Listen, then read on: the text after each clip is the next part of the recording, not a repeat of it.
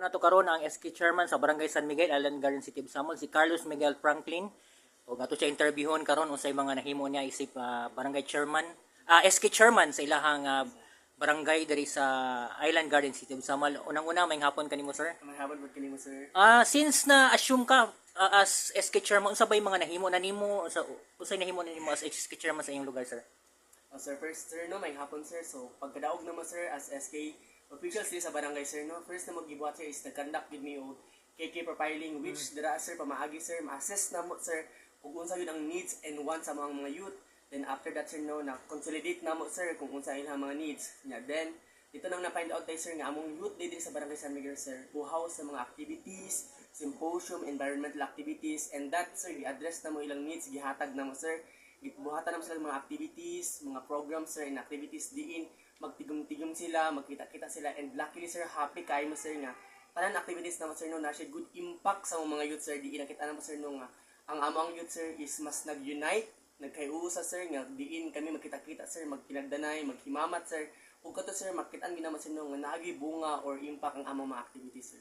O isa sa mga reason nga no, nahimo ang SK is hatagag chance sa mga kabataan nga malayo sa droga or matagaan sila chance nga makuha nila mga talent. Unsa may nahimo nimo as SK Chairman, nabag kay mga events nga sports or kanang mga activities nga makainan silang talent or makapalayo sila sa mga bad nga bisyo? Sir, personally gid sir no, isa ko sa youth sir no, nga kanang naka-experience gid sir og kanang nawad-an ko igsuon sir tungod sa suicide, and kanang nga experience sir no, kauno ako sir ba nga dili ko gusto sir nga naay youth nga maka-experience ani sir. So ningdagan ko pagka SK sir, not because gusto ko fame but because gusto ko impact sir. So sa ko ang pagka SK sir ginadumot or ginaduot ginako sir ang mental health awareness. Nice. Kay gusto ko sir nga kanang tanan tao sa mga kabatan-unan sir ba nga madungog kung unsa ang ilang gibati sulod silang kasing-kasing ug panghuna-huna sir. O kasi from that sir no, nagakandak og mga physical nga mga activities, for example sir, mga mental health awareness, HIV awareness testing nakabuhat may na sir, napod mi kanang mga anti-drug awareness sir, mga anti-low bastos, napod mi mga early pregnancy sir. Last year sir nakadungog nakapan mi sir nga dako ang pagtaas sa mga early pregnancy. Then pagsulod na pag SK sir, nagakandak mi kanang mga awareness sa youth kung unsa ba ang proper nga sex education, o nagakandak mi naga-request mi sa city. Then karon sir, luckily sir no, happy pud mi sir kay wala mi mga early pregnancy karon sir. Nabawasan or nawala jud? Nabawasan gyud siya gamay sir. Diin na amang mga ginagmay pero mas nabawasan sa sir din. Dito naman na-realize sir nga every activities nga mong ginabuhat sir nagili impact sir. Kana nga impact sir no, mas nag-ignite sa mga sir no, nga mas maningkamot pa nga para sa mababutay pod nga mga panahon. So far mga pila ba yung mga kabatan-unan diri sir? Sir approximately sir namin sa mga 500 to 400 anak sir. O before ta mag-proceed sir, ini background nga no decide ka nga mudagan previously. So may reason ani gi. So mo ganina dili fame, unsa ba nakay nakita nga kuan sa may kuan nimo? Before did sir, honestly sir, before ko nahimong SK gid sir, active na ko sa mong school. Then nahimo kong SSG president sa mong school. Unsa nga school ni sir? Sa Mambago National High School Mambago. sir. Then sa tibuok Saman pod sir nahimo kong vice president sa SSG. Og sa abot sa mga kapilya pod sir, nahimo ko kong pangulo sa Batangan for almost 9 to 8 years. Then nakita na ko sir nga na-realize na ko nga ang ako ang scope magdili dapat magpundo lang dito nga area, which is na-realize na ko what if musud ko sa politika because I want something to change. Gusto ko i-change ang narrative nga ang youth dili active. Gusto ko i-change ang narrative nga ang youth dapat madungog sa katawhan gid sir. Gistorya nimo ganina nga daghan kag nahimo nga first diri sa iyong mga barangay, unsa man ni?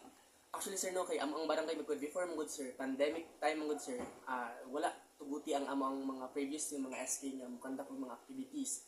So sa mga pagkadaog naman sir no, first ever gid mi nakabuhat og linggo ng kabataan, which is ang linggo ng kabataan naman sir before sir is commendable siya sa mga Lido, which is among sa city level kay grabe ang mga activities do nabuhat na mo impact kay siya sir kay everyday ang achievement naman sir everyday dili mo gud mo baba og 100 kay youth. So very challenging kay siya kung unsaon na mo ba nga ipadayon ang activities nga mas mag-excite pa sila nga magpadayon. Katuning linggo ng kabataan. Yes sir, from previous nga linggo ng kabataan karon linggo ng kabataan sir, grabe gid kaya kalingaw sa mga sir. O aside from unsa pa may mga activities nga nahimo nimo or mga first nga activities nga nahimo nimo diri sa inyong barangay?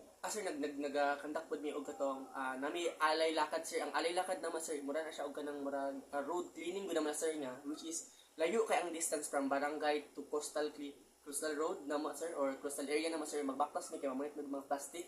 Then pag abot naman ito sir, mag-coastal clean up na pod mi sir. Then sa paghuman og coastal clean up sir, nagbuhat mi og kanang mangrove planting. Nice. So, isa lang siya ka-activity, sir, pero ang isa siya ka kanang title activity, alay lakad, pero ang activity nga gibuhat kay daghan na kay nanay. Kanay road cleaning, coastal clean up, napay planting pa gid, sir. Aside from that, sir, no, na may gikandak na kanang garbage distribution sa mga youth. And last year before me na-elect po, sir, napod mi og katong alay pamasko, sir, sa mga katawhan ni sa San Miguel, sir, mga youth, sir, nga. Instead nga kami ang nangaroling, sir. Kami gapon ang nangaroling gapon, sir, pero kami ang nanghatag sa mga youth good ng mga list opportunity, sir, nga. Kay gusto nila mo, sir, ba nga kanang appealing na nga even though nga kanang wala sila handa man gani na may mahatag sila ba to make them feel, sir, nga wala sila nag-inusara silang pagpasko, good, sir. Then happy ko, sir, nga active kaya kung mga kaubanan na sir, mga SK na mo, sir, nga nagkinabangay paraan ng initiative. Nabo may mga activities karong buwan ng pag-ibig, February, or any upcoming events pa? Actually, sir, karong February, sir, kay wala kaayo may event karon, sir, kay ginapangandaman mong gud namo, sir, ang umabuti na mga araw, which is araw. ang last araw na namo karon kay mag-election na puhon. Araw ug linggo na kabataan. For sure, sir, kanang activity, sir, no, daghan may og kanang mga pasabog nga ihatag namo sa mga youth kay basta San Miguel gid, sir, yung mga activities. Kaya sang araw gani ninyo? Karong July gid, sir, pero mag-start amang orang ano, sir, kay mga May. May. So may mga upcoming events nimo before mag-election karong kuan? Napo ba kay mga upcoming plans or mga Actually, sir, daghan, sir, namin mga kanang mga gusto na ihatag ng mga activities sa mga mabutay, namin mga kanang mga purchases nga gusto na ihatag, sir, nga dili sa na i-disclose kay para ano sa, sir, ba kanang i-surprise na mga good. Pero for sure, sir, nagid ang katipunan ng kabataan, which is anticipated kaya na siya, sir, kay para ma-aware ang mga youth kung unsa na murag katong last katipunan niyo, murag gwapo tong event mo, daghay pananghatag sa mga Yes, sir, sa katipunan. Any details lang, quick details aton sa inyo atong adlay. So katong sa katipunan ng kabataan, sir. Kanong sa ganito siya nga year, sir? Nahitabo siya, sir, last karong December 2025. December 20. Yes, sir.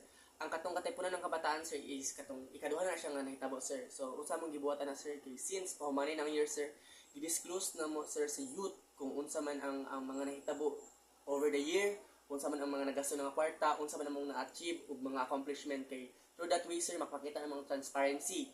And that way, sir, para dili kayo mingaw ang amo ang katipunan ng kabataan, sir, nagkandak pod mi og katong drug awareness, sir. Nagpaliga ng liga kontra droga pod mi ana, sir, og nagkandak pod mi og katong pagkagabi, sir, nagpa-Christmas party mi, sir, dito nagkandak mi mga different activities, parlor games para at least, sir, ba whole day ang amo ang ano, good, sir. Whole day ang mga activities, diin kami nagkahiusa mga youth sa San Miguel. And sa last night naman, sir, namin ka ng mga raffle draw nga gihatag sa youth kay para at least, sir, ba nga muli sila nga na sila makatunan ug dapat sila madala, sir. Umabutay na ang barangay and SK election, sa may plano na to magpa-elect ba ta or na bay sa may ba kay plano or sa may Depende ani, sir, kay kung sa akong age lang, sir, makadagan ko gusab, sir, pero magbihis lang gito, sir, kung unsa man ang tawag sa katawhan, sir, o nakauyon ba sila sa akong pagserbisyo o kana, sir, o mapili man ako, sir, nung nandito pa ko sa akong barangay, sir, padayon lang gigid kahapon ta, sir, sa pagserbisyo sa katawhan. Final statement na to sa mga kabatanunan sa barangay San Miguel. As always, nako ginaingon, sir, no, ang among tagline jud sa mga ano, sir, sa mga SK, sir, kabataan, kasama ka ug pag-asa ka. And always ginaman na ingon, sir, no, nga ang kabatanunan sa barangay San Miguel, sir, gahot gud, sir, ug buhaw sa mga activities o mga programs. And kami nga mga SK officials, andami na ihatag kung unsa man ang best para sa lahat. Daghang salamat ug good luck. Daghang salamat po, sir.